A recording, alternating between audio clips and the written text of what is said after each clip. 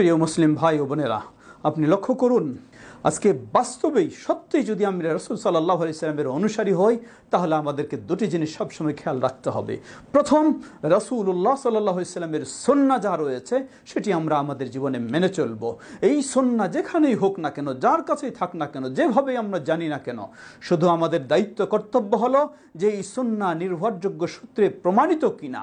যদি প্রমাণিত হয় তাহলে আমাদের কর্তব্য হলো রাসূলুল্লাহ সাল্লাল্লাহু আলাইহি ওয়াসাল্লামের সেই সুন্নাহকে আঁকড়ে ধরা। লক্ষ্য করব না বাপদাদা করেছে কিনা, লক্ষ্য করব না আমার মাযহাব তরিকায় আছে কিনা, লক্ষ্য করব না আমার সমাজের মানুষ করছে কিনা। ঠিক অপরদিকে আমাদের কর্তব্য হলো সুন্নাহকে আঁকড়ে ধরা এবং বেদাতকে বর্জন করা, বেদাত থেকে বিরত থাকা।